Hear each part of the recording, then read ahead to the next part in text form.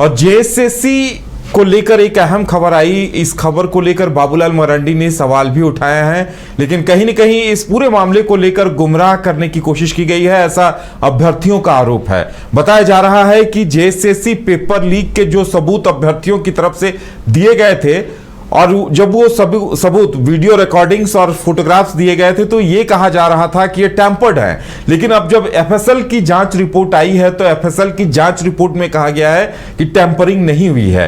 तो अब बाबूलाल मरांडी ने इस पर गंभीर सवाल उठाया है और कहा है कि जिन छात्रों ने शिकायत दर्ज कराई थी उन्हें झूठा बता दिया गया था। लेकिन अब एफएसएल की रिपोर्ट यह बता रही है कि छात्र गलत नहीं थे। उन्होंने जो सबूत दिए हैं, उन्होंने जो वीडियो क्लिप्स दिए थे, वो तमाम वीडियो क्लिप्स और सबूत सही थे।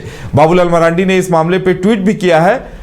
जो स्क्रीनशॉट उपलब्ध कराए थे फॉरेंसिक जांच में, वो सही पाए गए हैं। हमारे साथ ज्यादा जानकारी के लिए हमारे संवाददाता नीरज हैं। नीरज, देखिए, ये जो एफएसएल की जांच रिपोर्ट आई है, उसे इस तरह से परोसा जा रहा है कि कहीं न कहीं एक कंफ्यूजन क्रिएट हो रहा है। बाबूलाल मरांडी ने इस पर सवाल उठाए, ट्वीट किया है, और वहीं अभ्यर्थियों का भी कहना है कि भाई, जब हमारे दिए सबूत सही साबित हो गए, तो अब इस मामले में ये एक बड़ा बदलाव है।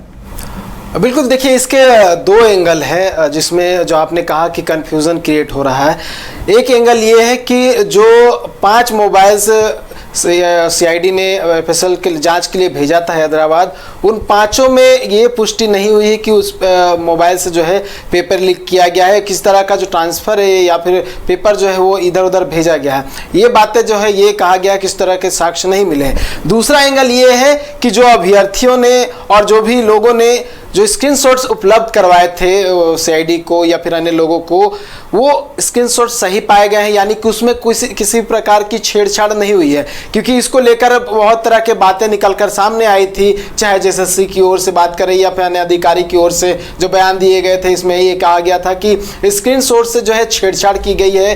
जो टाइम दिखाया गया है वो टाइम किसी और दिन का है, उसमें ऐड ऑन करके जो है उस स्क्रीनशॉट को बाकायदा जो है टैंपर्ड किया गया है। लेकिन एफएसएल के जांच में ये खुलासा नहीं हुआ है। ये कहा गया है कि उसमें किसी प्रकार की छेड़छाड़ नहीं हुई है। तो ये दो जो है एंगल निकलकर सामने आ रहे हैं, जहां एक और कहा जा रहा है कि 5 मोबाइल दिए गए थे, उस 5 मोबाइल में किसी प्रकार के साक्ष्य नहीं मिले हैं जिससे ये साबित हो कि पेपर लीक हुआ है। वहीं दूसरी ओर कहा जाता है कि जो स्क्रीनशॉट उपलब्ध कराए गए थे अभ्यर्थियों की ओर से, वो स्क्रीनशॉट्स में किसी प्रकार की छेड़छाड़ नहीं की गई। तो एक तरह से कह सकते हैं कॉन्ट्राडिक्टरी भी जो है बातें निकलकर सामने आ रही है। लेकिन देखिए, बाबूलाल मरांडी जो एक सवाल उठा रहे थे, अभ्यर्थी भी ये सवाल उठा रहे थे कि भाई, हमने जो प्रूफ दिए, हमने जो स्क्रीनशॉट दिए, जो वीडियो दिए, उन्हें जांच से पहले ही टैंपर्ड बताया जा रहा था, उन्हें फर्जी बताया जा रहा था। ये एक गंभीर सवाल है कि जब जांच नहीं हुई थी तो आप किस आधार पर इन सबूतों को फर्जी बता रहे थे?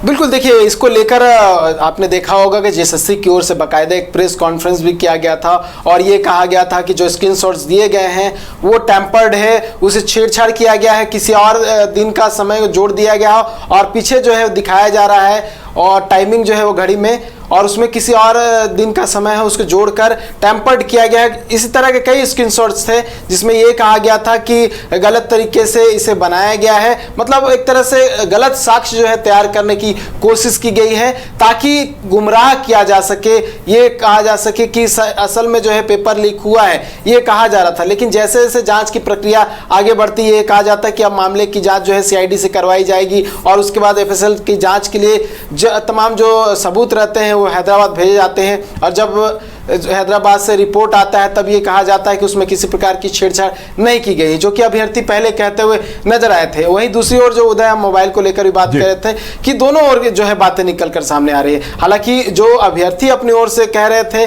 उनकी बातों में कहीं ना कहीं सच्चाई नजर आ रही, क्योंकि सीआईडी के जांच में और एफएसएल की जांच में जो है ये खुलासा हो चुका है कि जो स्क्रीनशॉट दिए गए थे स्क्रीनशॉट सही थे। अब हो सकता है कि आने वाले समय में कुछ और खुलासे हो सकते हैं, क्योंकि हमने देखा कि मामले में कई गिरफ्तारियां भी हो चुकी हैं और भी जैसे जैसे दिन बीत रहा है नए नए खुलासे हो रहे हैं, नए नए तथ्य जो है वो निकलकर सामने आ रहे हैं और मामले में हाईकोर्ट में सुनवाई भी होना है अगले महीने। तो हो सकता है कि कोई बड़ा खुलासा भी हो सकता है, क्योंकि आपने देखा होगा पिछली सुनवाई में हुआ था, ये कहा गया था कि जिस दिन एग्जाम होना था यानी कि 21 और 22 सितंबर को, उससे ठीक एक दिन पहले रात को किसी डीएसपी का नाम नहीं बताया गया, लेकिन एक डीएसपी का इसमें नाम आ रहा है। उन्होंने अपने मोबाइल से बाकायदा जो पेपर था वो भेजा था किसी लोगों को, लेकिन ये क्लियर नहीं हुआ है कौन डीएसपी है, किसे भेजा गया था, ये आरोप लगाया गया है। और जो कि कोर्ट में भी तमाम तरह की बातें जो है कहा गया है और उसे एफिडेविट के माध्यम से जो है बताने को कहा गया है, साथ ही प्रोवाइड करने को कहा गया है सीआईडी को